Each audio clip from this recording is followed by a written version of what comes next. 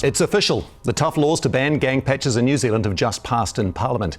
From November 21, gang insignia will be outlawed in all public places, and there'll be stricter measures to stop gang members from congregating and communicating. Legal experts and human rights advocates have raised concerns about the policy. It passed on the day more measures were unveiled to crack down on gangs. Here's senior political reporter Benedict Collins. It's been scenes like these that's led to today's gang crackdown. Why are we going after gangs? It's pretty simple. They're 1/4% of the population of New Zealand, and yet they're driving, 1/5 of all our serious violent crime. Ginny Anderson said this morning that this gangs bill, it's just going to turn the police into the wardrobe police, and it's a complete waste of police resources. What's your take on that? Load of rubbish. Absolute load of rubbish. The new law will make displaying gang patches and insignia in public a crime.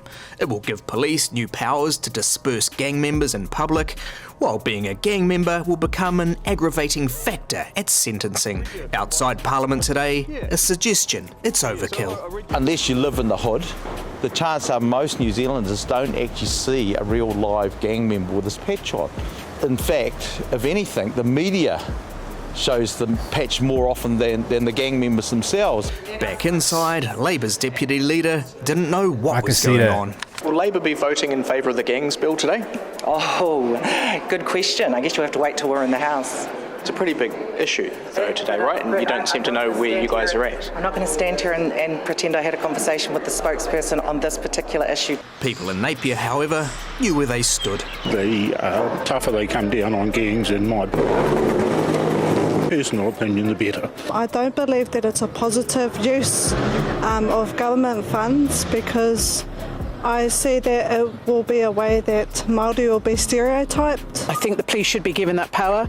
I think it's more about whether there is enough resource within the police that they can actually do it. And police resources were on the Prime Minister's agenda today. You know our deep commitment to get into 500 extra police. It's good to see that our recruitment efforts are actually at this stage are progressing well. There are 104 fewer police officers today than there were when your government came into power. Why do you keep talking about 500 extra when we actually have fewer police? Because that's our goal. No disrespect, but it's not about the frickin' targets. It's actually about the outcomes. And the outcomes here are actually reducing violent crime. The Prime Minister fired up over law and order. Benedict, the government finally ticking off one of its big law and order initiatives. Yeah, it has indeed, but I think the big test is going to be in November when this law actually comes into effect. And we're going to see then and in the months following whether the police really have the manpower to be able to go out there and take gang patches off gang members. Remember, there's parts of New Zealand where the police are wildly outnumbered by gang members. And I guess that kind of brings us to the heart of that second law and order target the government set, those 500 extra police officers. And they set that target, they need to have 500. You could tell just off of the vibe of the police right here. 500 extra police officers. The police manpower is small out here, man. And they set their target, they need to have 500 extra police officers within 2 years. I mean, we're 10 months into that target now, and they now need 600. What we've done as a government is that we have banned gang patches and gang insignia in public now. There was legislation that was passed back in 2013 that banned gang patches and insignia in our schools and our hospitals and public buildings. That's been effective, and the police have used that power. We're now extending that to public places. If they choose to wear or display a gang patch or gang insignia, the police have now got the power to be able to remove that patch. And my expectation is they will welcome the new powers, and they will do that. And the gangs do think that they're above the law. But in my view, we have got the best, most professional and capable police service in the world. So the RIS is saying this will risk making the gang problem even worse. And they saying it will make it harder for people to leave a gang. It will create more friction between police and the gangs. It will also make it harder for the whānau experiencing violence, particularly domestic violence, to seek help. And right here is saying for the gang groups that's making food for the people, making sandwiches and stuff like that, it's saying for those groups that moved on, that's doing that, they pretty much disrespecting their efforts by running into their home and taking away their insignia, right? Okay, so remember earlier, Mark Mitchell, which is, I looked that up, this man right here, Mark Mitchell, right? He said pretty much he believes the police, they got it. They'll be able to get it done. Right here, the police association says a gang patch ban in the home for repeat offenders will be confrontational and intrusive. And police do not have the resources for routine searches. And you gotta think about it too. it wouldn't be no routine just going into people's home, because every home is different.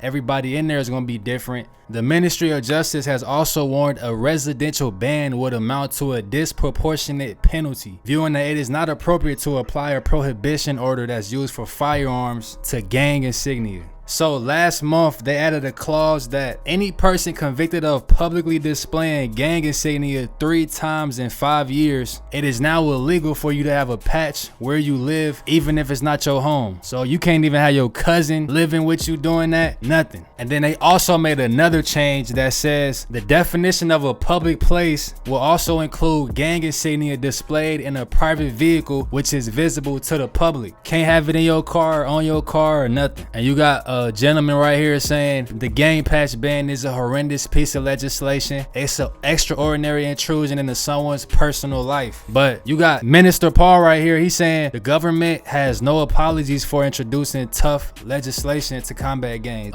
Minister Paul and Mark Mitchell, they don't care, bro. I don't know if other countries do this. This is my first time seeing something like this, though. Now, this is more of what the police association has to say. So you got Chris Cahill right here. I believe we seen him in a documentary as well. He said police going into gang homes and associates' homes looking for gang regalia will be confrontational. Search warrants like that are certainly intrusive in someone's privacy, so it could increase the tensions. And then remember earlier, Mark Mitchell saying they have the resources, but you got this man right here. He's saying police are not resourced to conduct routine searches. And then you can't just wander in with 1 or 2 officers because of the risk it could present. These are going to be significant operations, and they won't be routine by any stretch of the imagination. They're gonna need some real cajones for that one. So this is more details on their proposal with banning the gang patches in public. Now, what they initially wanted to do was to make it punishable by a fine of up to $10,000 or a 12-month jail term, or anywhere visible from a public place, or to use one on social media. So what they actually agreed to do was to make it an offense punishable by a $5,000 fine or a 6-month jail term. So if you got the money, you pretty much can do it, or do 6 months in jail to use gang patches in public spaces, but not in private places visible to the public or on social media. Exceptions include unless you're doing it for genuine artistic or educational purposes. Now, this is how they plan on dealing with dispersing gang gatherings in public. So they're saying the problem with gang gatherings is they cause fear in the communities, and if it's a gang convoy, they can involve dangerous driving or blocking the road. Now, their initial proposal was for police to be able to issue a dispersal notice to the group of gang members that's in a public place, who would then have to leave the area and not associate with one another for 7 days. Failure to do so would be punishable by $5,000 and or a 6-month jail sentence. You know, it'd be a lot of people at them gatherings, man. At least the ones on video, they show the ones where there's a lot of people. Imagine all them people get hit with this notice, and then they all gotta pay $5,000, bro. The government, they just made so much money right there. Exceptions include immediate family members of gang members and those engaging in legal activities like work, education, or healthcare. Now, this is y'all cabinet's decision right here. The police would need reasonable grounds to believe the gathering would disrupt the activities of other members in the community. This will require a link between the group, which needs to be at least 3 people, and a likelihood of harm. So it has to be at least 3 people, and they need some type of insight that they up to no good. Now, this is how they plan on attacking gang members from hanging out, period, together, right? So they can give you an order where you can't be around somebody or communicate with them for 3 years. The order could apply to any gang member who has been convicted of a serious offense. Breaching an order would be punishable by a $15,000 fine and or a jail term up to 5 years. That's heavy, bro. So the cabinet's decision is that's only applicable if the offender breached the order knowingly and without reasonable excuse. I just can't see the police going into people's homes over here and really depatching them, man. And it look like they don't have enough people really to make that happen. 2 a.m. news, man. We out of here, bro.